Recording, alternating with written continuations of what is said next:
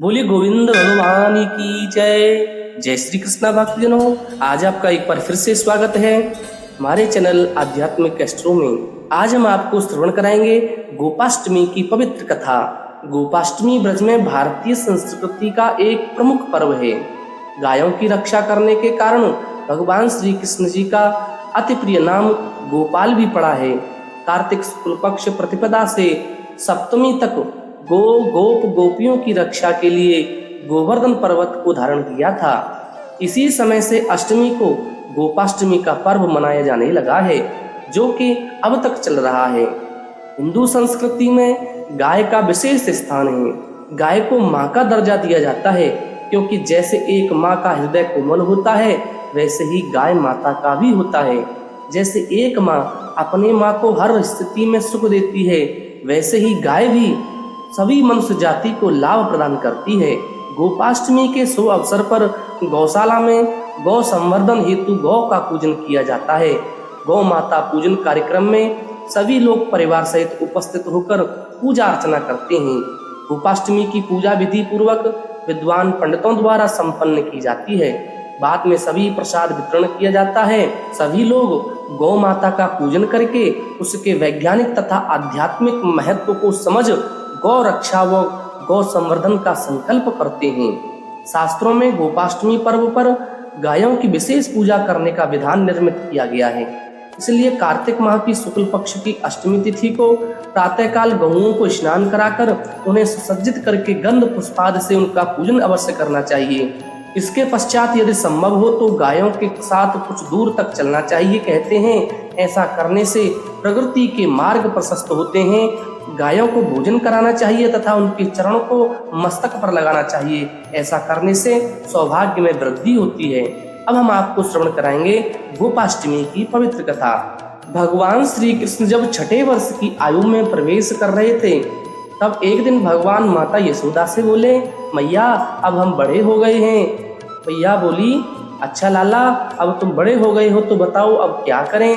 भगवान ने कहा, अब हम बछड़े चराने नहीं जाएंगे, अब हम गाय चराने जाएंगे। मैया ने कहा, ठीक है बेटा, पर ये बात बाबा से तो पूछ लेना। मैया के इतना कहते ही झट से भगवान नंद बाबा से पूछने लगे। बाबा ने कहा, लाला अभी तुम बहुत छोटे हो, अभी तुम बछड़े ही चराओ। भगवान ने कहा, बाबा अब मैं बछड़ा नहीं चराने जाऊंगा। जब भगवान नहीं माने तब बाबा बोले, ठीक है लाला, तुम पंडित जी को तो बुला के लाओ, वह गौचारण का मुहूर्त देख करके बता देंगे। बाबा की बात सुनकर भगवान झट से पंडित जी के पास पहुंचे और बोले, पंडित जी आपको बाबा ने बुलाया है, गौचारण का मुहूर्त देखना है। आप आज ही का मुहूर्त बता देना, मैं आपको बहुत सारा माखन दूंगा। पंडित जी नंद बाबा के पास पहुंचे और बार बार पंचांग देखकर गणना करने लगे। तब नंद बाबा ने पूछा, पंडित जी क्या बात है, आप बार बार क्या गिन रहे हैं। पंडित जी बोले, क्या बताएं नंद बाबा जी, केवल आज का ही मुहूर्त निकल रहा है, इसके बाद तो 1 वर्ष तक कोई मुहूर्त नहीं है। पंडित जी की बात सुनकर के नंद बाबा ने भगवान को गौचारण की स्वीकृति दे दी। भगवान जो भी कोई शुभ कार्य करते हैं वही शुभ मुहूर्त बन जाता है। उसी दिन भगवान ने गौचारण आरंभ किया और वह शुभ तिथि थी कार्तिक मास के शुक्ल पक्ष की अष्टमी। भगवान के गौचारण आरंभ करने के कारण यह तिथि गोपाष्टमी कहलाती है। माता यशोदा ने अपने लल्ला को श्रृंगार किया और जैसे ही पैरों में जूतियां पहनाने लगी तो लल्ला ने मना कर दिया और बोले, मैया यदि मेरी गैया जूतियां नहीं पहनती हैं तो मैं कैसे पहन सकता हूँ। यदि पहना सकती हो तो उन सभी को जूतियां भी पहना दो। और भगवान जब तक वृंदावन में रहे, भगवान ने कभी पैरों में जूतियां नहीं पहनी।